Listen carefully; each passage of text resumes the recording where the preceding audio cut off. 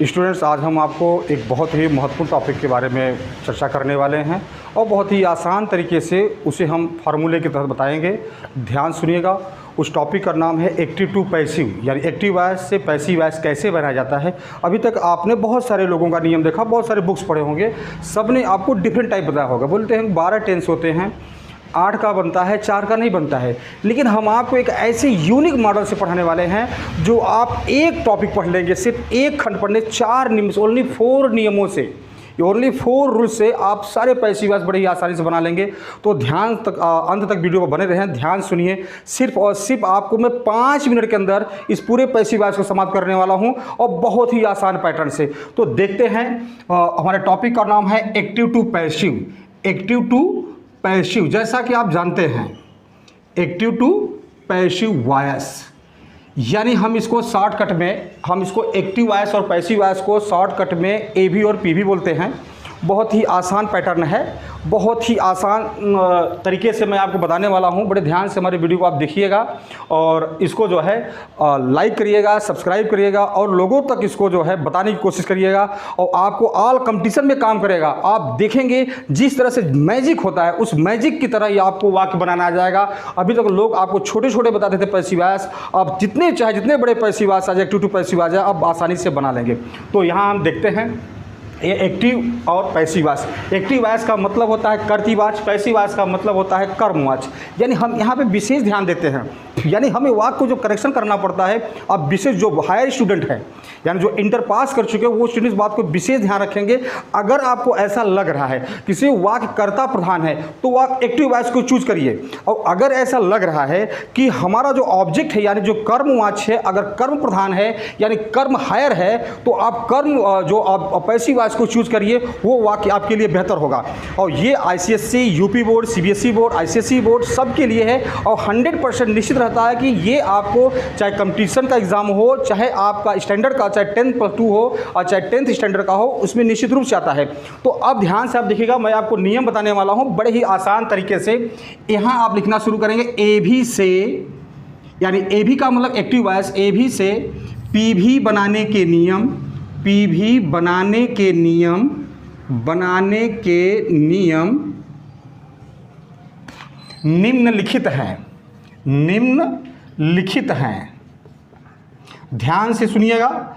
जब कोई चीज़ नीचे लिखी जाती है तो हम इस चिन्ह का प्रयोग करते हैं, इसे बोलते हैं कोलन डैश। यानी सबसे पहले हमने ये भी देखा है अपनी स्टडी के दौरान, बहुत सारे बच्चे नोट्स भी बनाना नहीं जानते। जब भी आप किसी टॉपिक के नाम को लिखो तो बीचों बीच लिखिए और फिर आप जहां आपका समाप्त हो रहा है वहां से आप उसके बारे में डिटेल लिखिए। तो हमने यहाँ पर लिखा एवी से पीवी बनाने के नियम निम्नलिखित है, क्योंकि एक्टिव से पैसिव बनाने के जितने भी रूल्स हैं वो नीचे दिए गए हैं, इसलिए इस चिन्ह का प्रयोग करिएगा। इसे बोलते हैं कोलन डैश। यानी इस बात का यह प्रतीक है कि इसके बारे में सारी बातें नीचे लिखी जा रही हैं। अब हम यहां आपको लिख रहे हैं रूल नंबर 1। बहुत ध्यान सुनिएगा, बहुत महत्वपूर्ण, बहुत ही यूनिक नियम है ये। इसका कोई मैच नहीं है, मैचलेस नियम है, इसका कोई मैच नहीं कर सकता। इतना आसान मेथड है। ध्यान सुनिए, रूल नंबर 1 क्या कह रहा है। हम पीवी बनाते समय, हम पीवी बनाते समय, हम पीवी बनाते समय धारा नंबर 2 को, धारा नंबर 2 को हमेशा V3 के रूप में लिखते हैं, हमेशा V3 के रूप में लिखते हैं, एक सिंपल सा रूल है ये मेरे दोस्तों। स्टूडेंट्स जरा ध्यान सुनिएगा, ये बहुत ही आसान रूल है। ऑल पैसिव वॉइस में कॉमन सा रूल है। एक बात याद रखना, ऑल पैसिव वॉइस में जो वर्ब होती है हमेशा V3 के रूप में होती है, अर्थात क्रिया हमेशा थर्ड फॉर्म में होती है। ऑल पैसिव वॉइस में एक बात कॉमन है कि अगर वाक्य पैसिव वॉइस में है तो उसमें क्रिया V3 में होनी ही चाहिए। अगर आप V3 में वर्ब को नहीं लिख रहे हैं तो आपका सेंटेंस गलत होगा। तो हम अभी आपको आगे बताएंगे धारा आखिर है क्या, एक्चुअल में धारा है क्या। धारा मैंने एक कोड वर्ड में लिखा है। हमारा रूल क्या कर रहा है, हम पीवी बनाते समय धारा नंबर 2 को हमेशा V3 के रूप में लिखते हैं, वो चाहे किसी प्रकार का कोई भी सेंटेंस हो। यानी ऑल पैसिव वॉइस में वर्ब हमेशा V3 के रूप में ही होगी। रूल नंबर 2, एक लाइन आप छोड़ दीजिएगा, फिर आप लिखिए रूल नंबर 2।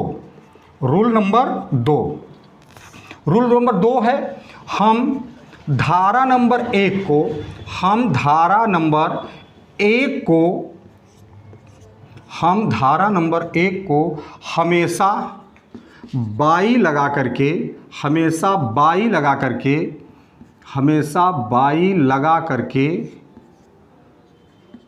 बाई लगा करके सबसे अंत में लिखते हैं, सबसे अंत में लिखते हैं। एक बात दोस्तों और ध्यान रखना स्टूडेंट्स, ये ग्रुप ए है। ये कौन सा खंड है?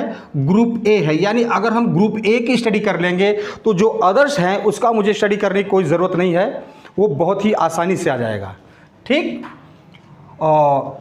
रूल नंबर 3, ये रूल सबसे यूनिक नियम है। इस नियम को आप लर्न कर लीजिए, लर्न करने का कुछ नहीं है और बड़े ही आसानी से ये बन जाएगा।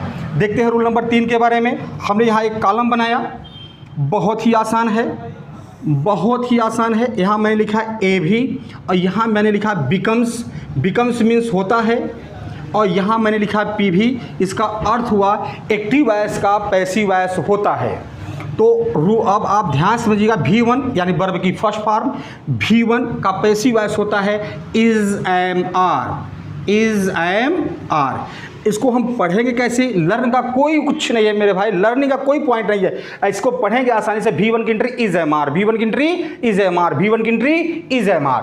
रूल नंबर 2 में आप पढ़ेंगे V2 की एंट्री, V2 की एंट्री वाज वेयर, V2 की एंट्री वाज वेयर, V2 की एंट्री वाज वेयर। यहाँ हम एक बात आपको और बताना चाहेंगे, बहुत सारे ऐसे कमजोर स्टूडेंट्स होते हैं, जो वीक स्टूडेंट्स हैं, वो ये नहीं समझ पाते हम किसके साथ किसका प्रयोग करें। तो ध्यान रखना, इंग्लिश में जो है सब्जेक्ट यानी अंग्रेजी में सब्जेक्ट 2 प्रकार के होते हैं, singular person and plural person. English में कहा गया singular person require singular verb and plural person require plural verb. इसका मतलब यह हुआ हम एक वचन कर्ता के साथ एक वचन क्रिया का प्रयोग करते हैं और बहुवचन कर्ता के साथ बहुवचन क्रिया का प्रयोग करते हैं। तो हम आपको सिंगुलर नंबर के बारे में बता रहे हैं। He she it and naming person is the singular person, it's a simple language. अगर हम इसको सिंपल लैंग्वेज में कहें तो वह और किसी का नाम रहेगा तो वह कहलाएगा एक वचन कर्ता यानी सिंगुलर पर्सन होगा, बाकी जितने होंगे सब क्या कहलाएंगे? Plural person. तो वहां तो बात सही है, लेकिन मैं आपको एक ऐसा सूत्र बताने जा रहा हूं, याद रखना, यस मतलब सिंगुलर पर्सन, यस बराबर इज वाज है। यस बराबर क्या होता है? इज वाज है। इसका मतलब क्या हुआ? हम एक वचन कर्ता, ऑल इंग्लिश ग्रामर की बात कर रहा हूं, हम एक वचन कर्ता के साथ या तो इज का प्रयोग करते हैं या वाज का या फिर हैज का, यानी इज वाज हैज का प्रयोग हम कभी भी एक वचन कर्ता के साथ नहीं करते हैं, यानी सिंगुलर पर्सन के साथ नहीं करते हैं। इनके बाद अगर कोई अदर्स वर्ड्स हैं, अदर हेल्पिंग वर्ड हैं, तो उनका प्रयोग हम जो है एक वचन प्लस बहुवचन दोनों के साथ करते हैं। अगले नियम की बात करते हैं। इज, एम, आर, वाज और वेयर, इसका एंट्री क्या होगी? इज रहेगा। इसको कैसे लर्न करेंगे? इज रहेगा, इज बीइंग, एम रहेगा, एम बीइंग, आर रहेगा, आर बीइंग, वाज रहेगा, वाज बीइंग, वेयर रहेगा, वेयर बीइंग। बहुत ही सिंपल लैंग्वेज है, ये आंखों से आपको दिखाई देगा। इज रहेगा, इज बीइंग, आपने जो ही इज के साथ बीइंग लगा वो वाक कन्वर्ट हो जाएगा पैसिव वॉइस में। इज रहेगा, इज बीइंग, एम रहेगा, एम बीइंग, आर रहेगा, आर बीइंग, वाज रहेगा, वाज बीइंग, वेयर रहेगा, वेयर बीइंग।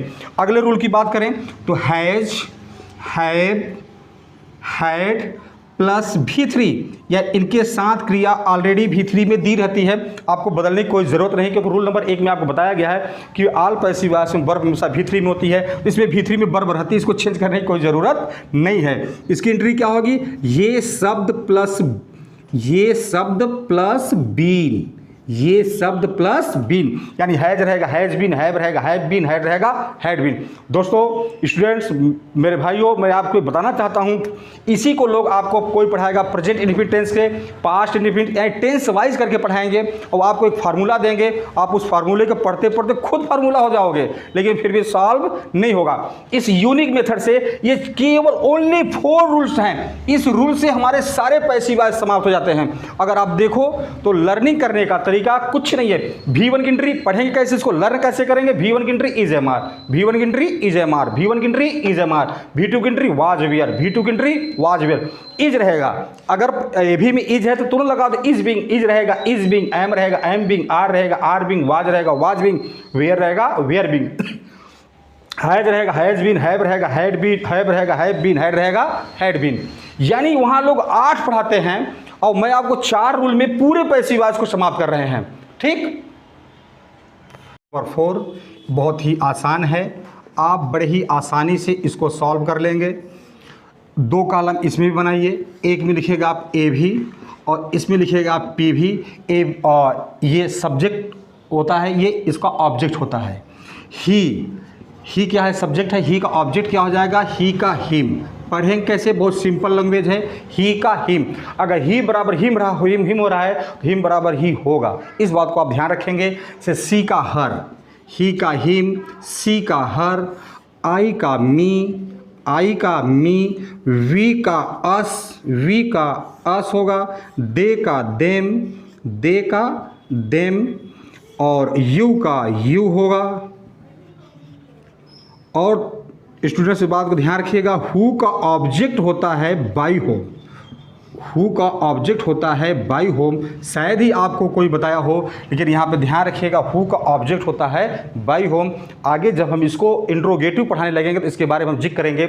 यहाँ याद रखना, अगर ही बराबर हिम हो रहा है तो हिम बराबर ही होगा। इस तरह सी का हर तो हर बराबर सी होगा, आई का मी तो मी का आई होगा, वी का अस तो अस का वी होगा, और दे का देम तो देम का दे होगा, यू का यू तो यू का यू ही होगा। ठीक, अब हम अपना देखते हैं रूल नंबर जो है 5, जो कि बहुत ही अद्वितीय नियम है। यही बनाने का नियम है। इसी मॉडल से आप बनाइए। कोई पूछता है, कोई प्रश्न है, आप ज़्यादा से ज़्यादा 10 सेकंड लेंगे और 10 सेकंड में आप पैसिव वॉइस बना के रख देंगे। कोई प्रॉब्लम नहीं होगी, कोई टेंस पहचानने की कोई ज़रूरत नहीं, कोई आइडेंटिफिकेशन की ज़रूरत नहीं है, कोई फार्मूले की कोई ज़रूरत नहीं है। आप उसे बड़े ही आसानी से सॉल्व कर लेंगे। 5 बहुत ही यूनिक नियम है, बहुत ही यूनिक नियम है। ज़रा ध्यान सुनिएगा। हम पी भी बनाते समय, हम पी भी बनाते समय, हम पी भी बनाते समय, हम पी भी बनाते समय धारा नंबर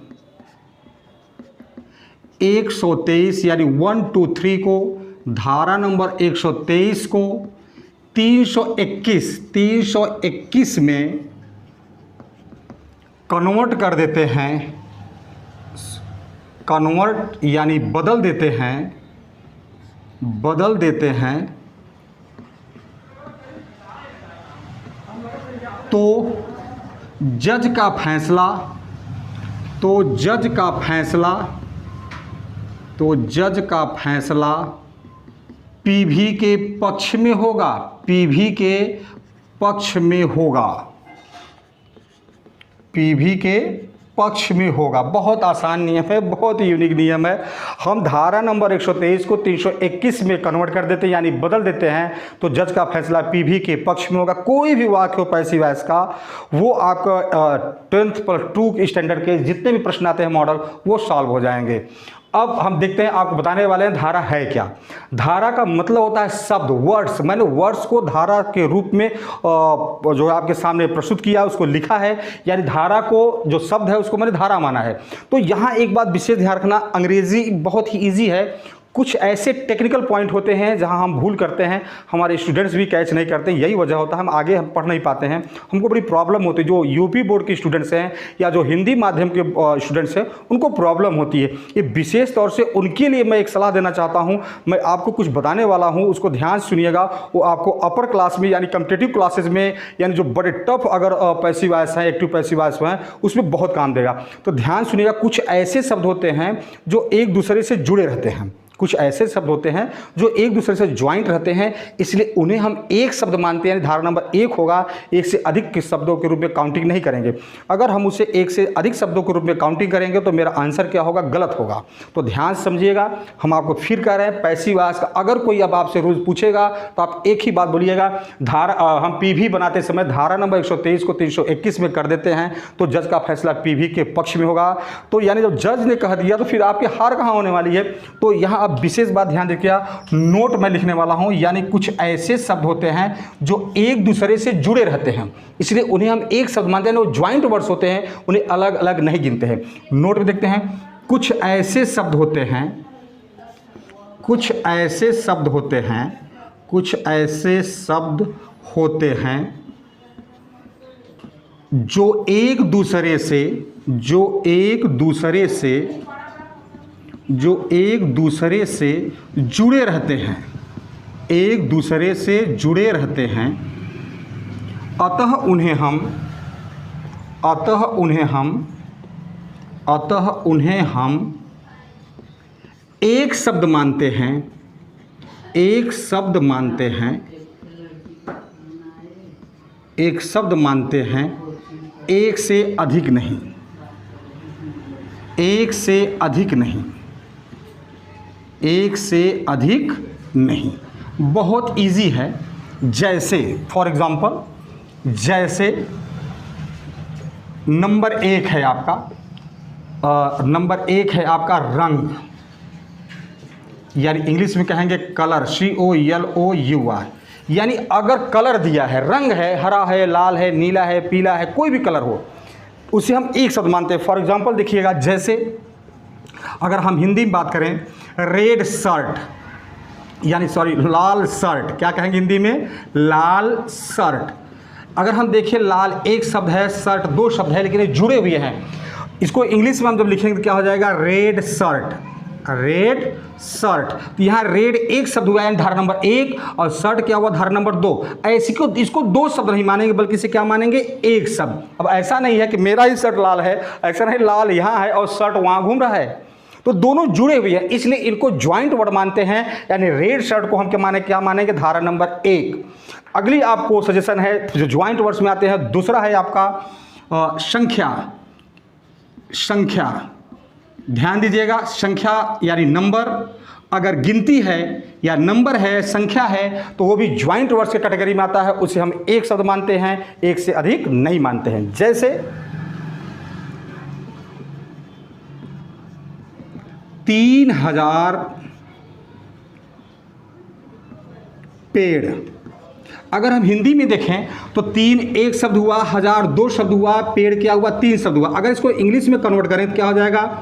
3000 THOUSAND, 1000 ट्रीज, TREES। तो 3 1 words, 1000 second words and trees third words. लेकिन ये ज्वाइंट वर्ड्स हैं, इसलिए इन्हें क्या मानेंगे? एक, यानी ये धारा नंबर 1 ही माना जाएगा, एक शब्द माना जाएगा, ज्वाइंट वर्ड्स माना जाएगा, अलग अलग नहीं माना जाएगा। तीसरे हम देखते हैं, तीसरा हमारा है अपना, हमारा, तुम्हारा। अपना, हमारा और तुम्हारा, यानी इसे हम यूं कह सकते हैं रिलेशन।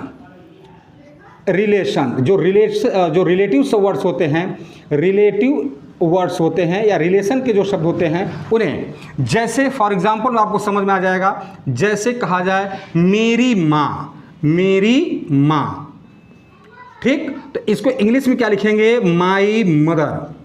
ध्यान समझिएगा, माई और मदर दो शब्द हैं, लेकिन ज्वाइंट वर्ड से क्या मानेंगे? एक। जैसे my mother, your mother, his mother, her mother, our mother, their mother, my house, your house, his house, my pen, your pen, his pen, her pen, इन्हें हम क्या मानेंगे? एक वर्ड्स मानेंगे, यानी धारा नंबर 1 कैटेगरी में रखेंगे, यानी ज्वाइंट वर्ड्स में लिखेंगे तो हमारा सेंटेंस कभी भी गलत नहीं होगा। आगे हमारे क्लासेस भी बहुत ही अच्छी तरह से जाएंगे, हायर क्लासेस की स्टडी हमारी पूर्ण होगी, उसमें भी कोई प्रॉब्लम नहीं होगी। रूल नंबर चौथा हम देखते हैं। चौथा क्या वर्ड्स है भाई? चौथा है एंड या ऑफ से जुड़े हुए शब्द। आप से जुड़े हुए शब्द, जुड़े हुए शब्द, ठीक। जैसे राम और सीता, जैसे राम और सीता। तो अगर हम यहाँ देखें, राम 1 और 2, सीता 3 वर्ड्स हुआ। अगर इसको इंग्लिश में लिखेंगे तो क्या हो जाएगा? राम एंड सीता। तो यहाँ देखें 1 2 और ये 3 हुआ, लेकिन ये ज्वाइंट वर्ड्स है क्योंकि ये एंड्स जुटा, इसलिए क्या मानेंगे? एक। जैसे और दूसरा एग्जांपल देखिएगा, एक ग्लास ऑफ वाटर, एक ग्लास ऑफ वाटर, ये आप से जुड़ा हुआ शब्द है, इसलिए इसे भी क्या मानेंगे? एक शब्द मानेंगे, एक से अलग नहीं मानेंगे। जैसे रूल नंबर 5 में देखेंगे, 5वां में देखेंगे हम अन्य शब्द। क्या है? अन्य शब्द, यानी अदर वर्ड्स, अदर वर्ड्स। जैसे मीठे गीत, मीठे गीत, या मधुर गीत, मधुर गीत, इसे हम अंग्रेजी में लिखेंगे स्वीट सॉन्ग। क्या लिखेंगे? Sweet song. अब इसमें इसको भी एक मानेंगे, अलग अलग नहीं, यानी स्वीट और सॉन्ग को दो वर्ड्स नहीं मानेंगे। अब ऐसा नहीं गाना हम यहाँ गा रहे हैं और मिठाई उधर से गिर रही है, तब तो लोग करेंगे क्या, एक बटन दबाते एक कान इसको ऐंठेंगे, कहेंगे और दूसरा गाना लगाओ, तो हो सकता है मिठाई इधर छेना गिरने लगे। इसीलिए इसको एक वर्ड्स मानते हैं। जैसे गंदे कपड़े हुए, राष्ट्रीय गीत हुए, क्लासिकल डांस हुए, इन सब वर्ड्स को हम एक शब्द मानते हैं, इनको अलग अलग नहीं मानते हैं। तो उम्मीद रखिए, विश्वास रखिए, अगर इतनी जानकारी अगर आप हासिल कर लेते हैं तो फिर आपका कोई भी वाक्य ऐसा नहीं है सिर्फ पैसिव वॉइस, अदर जो और सेंटेंस होंगे उसमें भी आपकी गलती नहीं होगी और सारे सेंटेंस अब बहुत ही आराम से बड़े शांत मस्तिष्क से सॉल्व कर लेंगे। अब स्टूडेंट्स ध्यान सुनिए, मैं आपको बगैर टेंस की पहचान किए, बगैर किसी फार्मूले को मैं आपको एग्जांपल दिखा रहा हूँ। ध्यान स्टूडेंट्स ध्यान सुनिएगा, मैं आपको एग्जांपल बताने वाला हूँ जिसमें किसी टेंस की कोई पहचान की कोई ज़रूरत नहीं, आपको पहचानने की कोई ज़रूरत नहीं कि इंडेफिनिट है कि पास्ट है कि कंटिन्यूअस कि परफेक्ट है कि फ्यूचर है, ना ही कोई फार्मूला है। बहुत इजी तरीके से, चाहे जितना बड़ा पैसिव वॉइस आ जाए, छोटे की तो कोई बात नहीं है। लोग कहते हैं राम इट्स ए मैंगो, ऐसा कभी नहीं आया है। प्रश्न पूछते हैं बच्चों से, राम क्या खाता है? बच्चे कहते हैं राम आम खाता है। बोलते हैं राम आम जो है आपका ऑब्जेक्ट हो गया। बोलते हैं आम कौन खाता है? कहते हैं राम खाता है। कहेगा राम सब्जेक्ट हो गया। कहते हैं राम क्या करता है? राम आम खाता है। खाना क्या हो गया? वर्ब हो गया। तो उस फार्मूले से पढ़ाते हैं। यहाँ इसकी कोई ज़रूरत नहीं है, क्योंकि हम जब बड़े होते हैं, मैंने अभी तक नहीं एग्जाम्स में देखा, हाफरली के एग्जाम में भी नहीं पूछा गया, तो बोलो बोर्ड के एग्जाम्स में या कंपटीशन में कैसे पूछा जाएगा?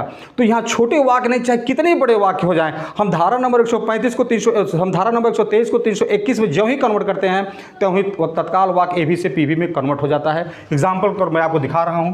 For example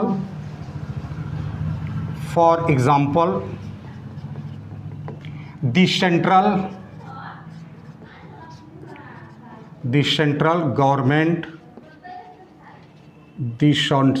government of India sanctioned sanctioned a lot of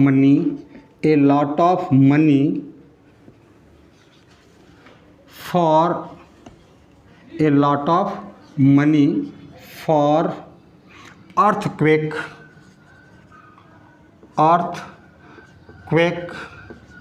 victims in Nepal in 2015। ये वाक्य अगर बड़ा नहीं है तो छोटा भी नहीं है। और देखिए, मैं आपको बिना किसी टेंस के, बिना किसी आइडेंटिफिकेशन के मैं समझा रहा हूँ। ध्यान सुनिएगा, हमने क्या देखा था? सेंट्रल गवर्नमेंट ऑफ इंडिया, आपसे जुड़ा हुआ शब्द हुआ, ये क्या हो गया? धारा नंबर 1। एक के बाद जो शब्द है उसे क्या मान लो? धारा नंबर 2 के बाद जो शब्द है उसे, ये भी आप जुड़ा हुआ शब्द, इसे क्या मान लेंगे? धारा नंबर 3। यानी यही हुआ धारा नंबर 123। या इसी धारा नंबर 123 को हम 321 में जो ही कन्वर्ट करेंगे, तुरंत ही हमारा आंसर क्या हो जाएगा? पीवी। ठीक, अब देखते हैं सैंक्शन हमारा क्या है मेरे भाई? V2 है। तो V2 की एंट्री क्या होगी? वाज या वेयर, जैसा कि मैंने आपको रूल नंबर 3 में लिखाया है। ध्यान से देखिएगा। अब हम लिखते हैं a lot of money, PV बराबर, हमने यहाँ पे लिखा a lot of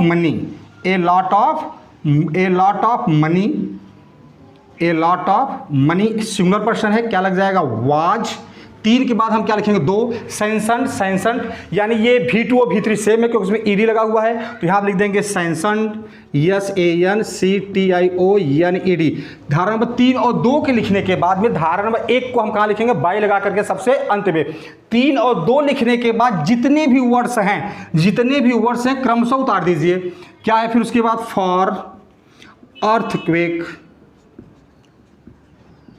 victims in Nepal in 2015 by. अब ये यहां समाप्त हो गया। अब बाई लगा के धारा नंबर 1 को लिख देंगे, by the central government of India. ठीक दोस्तों, उम्मीद करते हैं आपको ये बातें समझ में आई होंगी। आप इस वीडियो को देखिएगा, लाइक करिए, सब्सक्राइब करिए और इसको फॉरवर्ड करिए ताकि और लोगों तक जाए। हमने भी पढ़ा है, ऐसा मत समझिए। आप स्टूडेंट्स हैं तो हम लोग भी स्टडी करते हैं, लेकिन आप इस वीडियो को देखेंगे, आपके पास जितने भी लोग वीडियो डाले होंगे एक्टिव टू पैसिव वॉइस का, उससे सबसे एक यूनिक मॉडल है। मैं आपको विश्वास दिलाता हूं। अगले वीडियो तक बने रहिएगा, आपको हम इसको और एग्जाम्पल सॉल्व कराएंगे। आपको हम इसका जो है और नोटबुक देंगे, आप उसको सॉल्व करिए। उसके बाद ग्रुप बी, मैं आपसे वादा करता हूं कि मैंने यही कहा था, ग्रुप ए जो स्टडी कर लेगा या दूसरा का भाग हम बगैर पढ़ाई करा देंगे, चाहे जो पैसिव वॉइस का वाक्य होगा। तो ध्यान से रहिएगा, अगले वीडियो पर आप बने रहिएगा और इस वीडियो को आप लाइक करिए, सब्सक्राइब करिए और इसको फॉरवर्ड भी करिए और लोगों को बताइए और स्टूडेंट्स को बताइए कि एक ऐसा यूनिक मॉडल नियम है जो बगैर किसी टेंस के, जो बगैर किसी फार्मूले के, no subject, no verb, no object. एक बात हम आपको लास्ट में करना चाहते हैं, इस मेथड के अनुसार ध्यान सुनिएगा। धारा नंबर 1 हमेशा सब्जेक्ट होगा, धारा नंबर 2 हमेशा वर्ब होगी और धारा नंबर 3 हमेशा ऑब्जेक्ट ही होगा। मैं उम्मीद करता हूं वीडियो आपको पसंद आएगा और आप इसको लाइक और सब्सक्राइब जरूर करिएगा।